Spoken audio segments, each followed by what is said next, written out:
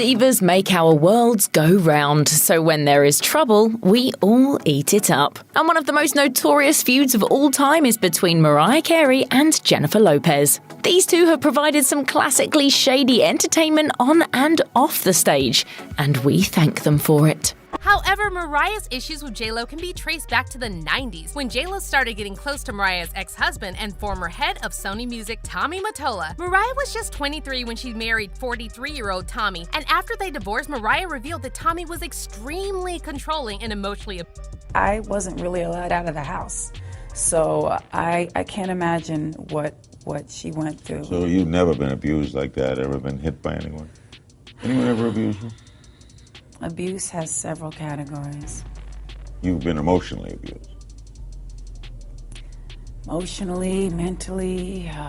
Tommy's controlling ways were an open secret in the industry at the time. However, that didn't stop J-Lo from getting close to him, and she basically allowed Tommy to use her as a pawn for his revenge on Mariah. In her 2020 memoir, The Meaning of Mariah Carey, Mariah revealed that Tommy consistently tried to sabotage her career after the divorce, and J-Lo helped him. While Mariah was working on the soundtrack for Glitter, she came across the song Firecracker by the Japanese band Yellow Magic Orchestra and decided to sample it for one of her songs. However, according to Mariah, Tommy sent his spies to monitor her, and when Tommy found out about the sample, he stole it and gave it to J-Lo. Mariah wrote, "After hearing my new song using the same sample I used, Sony rushed to make a single for another female entertainer on their label, whom I don't know. The sample Mariah picked for herself ended up on J-Lo's song I'm Real featuring Ja Rule. But get this, Ja Rule had already started working with Mariah on a collab when Tommy allegedly convinced him to drop Mariah and do a song with J-Lo instead. Tommy then invited Murder Inc. CEO Irv Gotti to help him with the production of the song. But here's where things get even messier. The demo for I'm Real was originally recorded by Ashanti, and Ashanti told Gotti that she wanted to keep the song for herself. But once again, Tommy Mottola used his influence and gave the song to J-Lo. Beyoncé Knowles auf. I love Beyoncé. Beyoncé is Ich liebe Beyoncé. Beyoncé ist fantastisch. Sie komponiert gute Songs und ist eine exzellente Sängerin. Außerdem ist sie eine sehr süße Person. very sweet. Und was ist mit J-Lo? I don't know. Die kenne ich nicht. Ups. It's no offense to anybody, but the question was about Beyoncé, and then they asked me another question, and I don't know how I said it, but I was like, I don't know her. It wasn't like, I don't know who she is. Of course I do. That's not the question. Remember when Mariah famously threw shade at Jennifer 14 years ago when she was asked about Beyoncé? Mariah said, "Oh my gosh, she's beautiful, she's talented, she's gorgeous, she's all that." And then the same reporter said, "And what about Jennifer Lopez?" And that's when Mariah famously said, "I don't know her."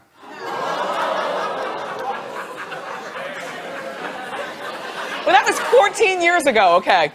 So last week when Jennifer was here on our show, Jennifer addressed the comment. Just take a look. I didn't see Mariah because at the time she wasn't playing. She hadn't started yet. Who? But I saw Britney, I saw Shania. No, I'm playing because that's what Mariah said about Jennifer one time. I'm not trying to start anything. I'm just... she does say that. Yeah, she does. She's forgetful, I guess. Yes. I don't know. We've met many times.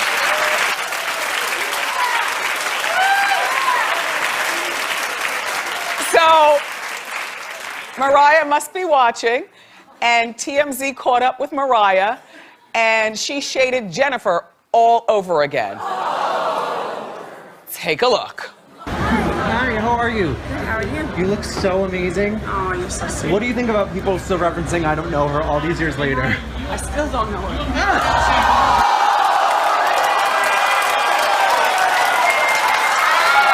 I always have heard that there's a feud there. Yes. I don't have a feud against her at all. I know from back in the day, I've read things that she said about me that were, not the greatest, but we have never met. Like, we don't know each other. I think it's from, like, kind of word of mouth of things that have happened in the past that I'm not really aware of. And what do you think of the new generation of singers, such as Jennifer Lopez, Beyoncé, R&B singers?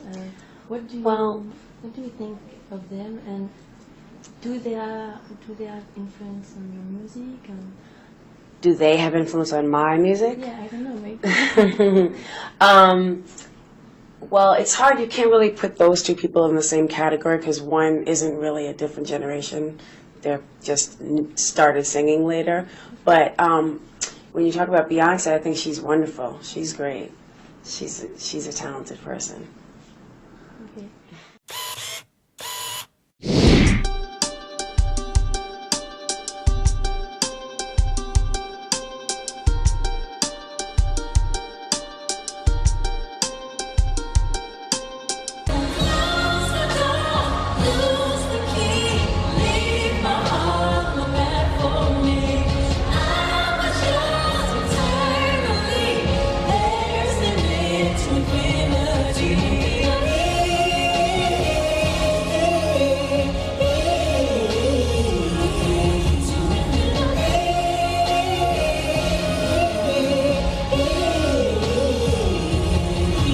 First of all, that was not fair then with the texting thing because I watched a lot of it. It was a long performance. Okay. I watched most of it. I may have looked down for 1 second.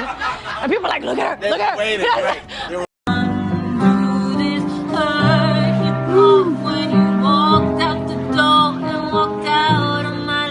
I'm in love. Walking down the aisle. I've cried so many nights. Unbreak my heart.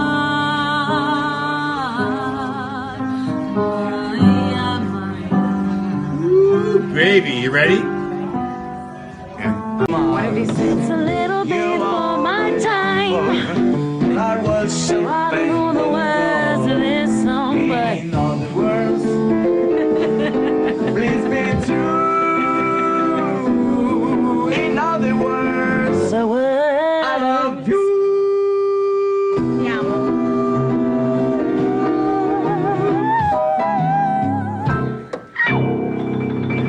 light up your face with gladness, hide every trace of sadness.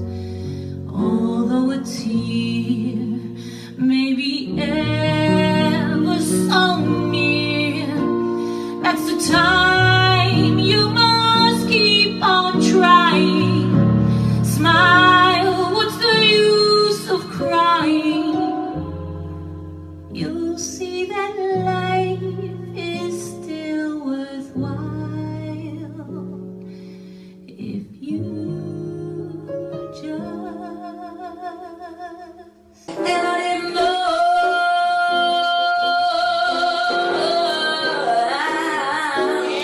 But tonight, don't you never get my friend, The Bud Man.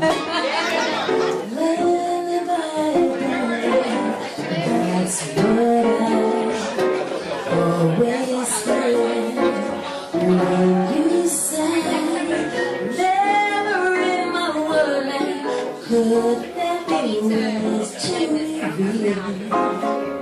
Is there rivalries, by the way, in this business? There are rivalries, but I don't think she has anything to do with me. I mean, my whole thing is singing, writing She's songs. an actress. Yeah, and you know, I've been doing this, you know, my whole life. Singing is first and foremost. It's a God-given talent that I'm grateful for. Her thing is something different. Would you ever do a duet with J-Lo?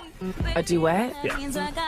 I mean, I'm not sure how that would sound. No, I mean, I don't know what type of a song it would be. Oh my God! No, I don't know what type of song. It would sound a mess.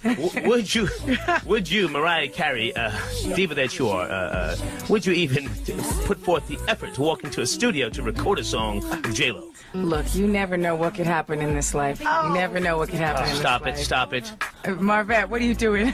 Listen to me. You and Look at her over there. You and I are doing very well right now. Let's stay on the page. We are doing well. But Would you do a duet Yes. with J-Lo, yes or no?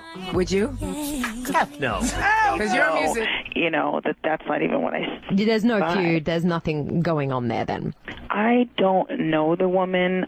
You know, there were things in the past that are from the past, and I think that was more confusion, courtesy of a record company issue. And, you know, I wish her well, seriously, and I hope she's doing great. I can't believe people still make such a big deal out of it. But do you know each other? No! No. Okay, here's she the says thing. you know her. Okay, I know she. You know what? I'm very forgetful. Okay. Apparently, I'm forgetful. Yes. Because I don't remember the fact that it was just like, hi, I'm so-and-so, and then move on. And then like, hi, that's it. Right. If I had never had a conversation with you and someone asked me about you, I'd be like, I don't know him, but he seems cool. Right. Or, I don't know him. Does she seem cool? I don't know her. Right. Like, what am I supposed to say? Like...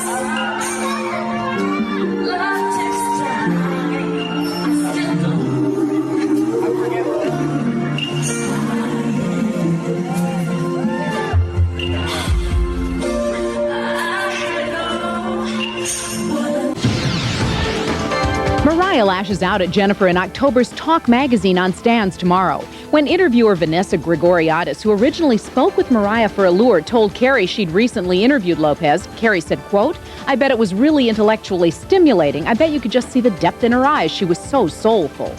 You know, she just really didn't like hearing Jennifer Lopez's name. It wasn't somebody she wanted to talk about. Mariah, who calls herself Supergirl, says she often sleeps just 3 hours a night.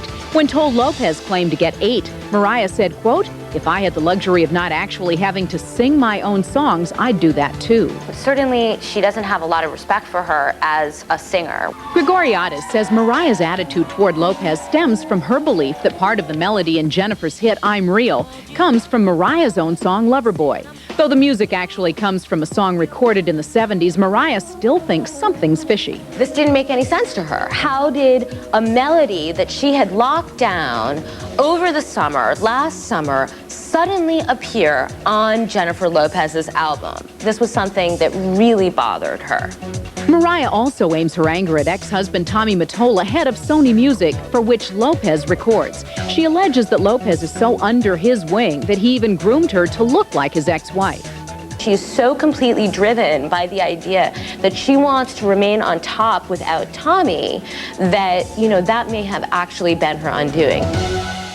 It's funny, we had got to the point in the album we had recorded maybe 10 or 12 records.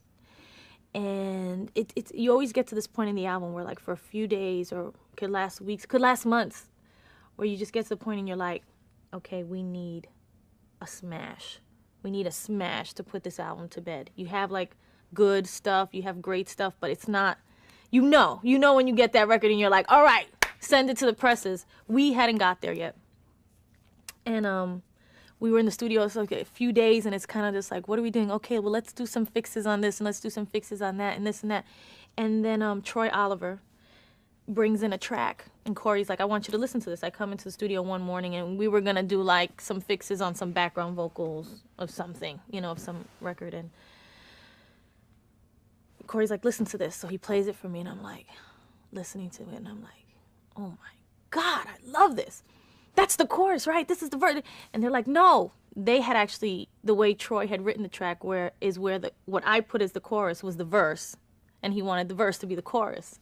And I go, I'll do it. I'll take this track. I'll buy this track right now, but this is going to be the chorus, and this is going to be the verse, and I want to take it right now, and I have an idea for it. Let me take it over to the other room and just sit down with it while you guys, you know, set up. They were setting up. So I go into the other room and I kind of sit down and I'm listening to this, and I start pontificating on things and the direction of the album and what it has to be and this, and that. And then I just sit there and I go, okay.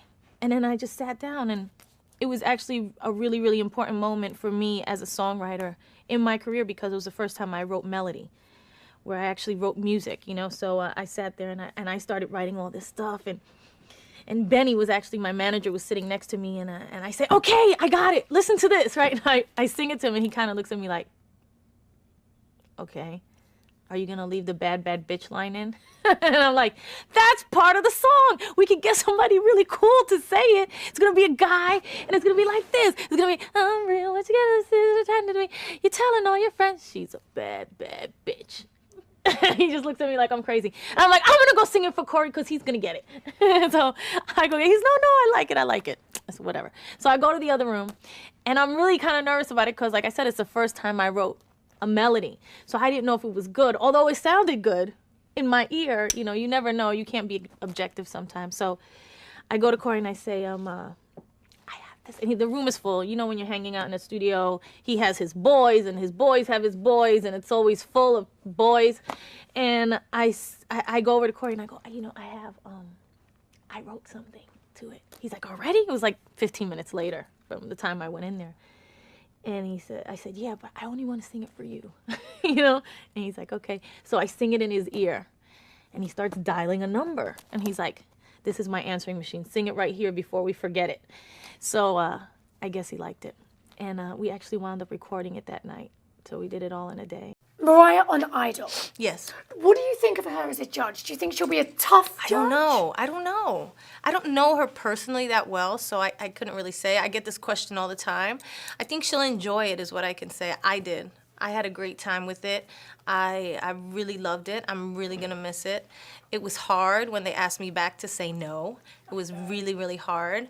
But at the end of the day, you know, you gotta move on and you gotta do you. And I think she'll have a great time with it. She'll enjoy the process. Just go with it. Do you know J-Lo at this point?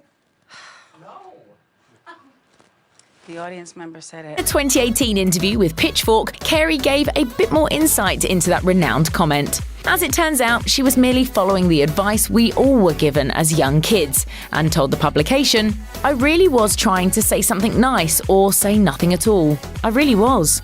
Mariah Carey and Jennifer Lopez are yet to officially meet. However, if history is any indicator, it's likely that these two will be speaking about each other again in the future. And if we're really lucky, maybe Lopez will write a memoir and spill some tea of her own.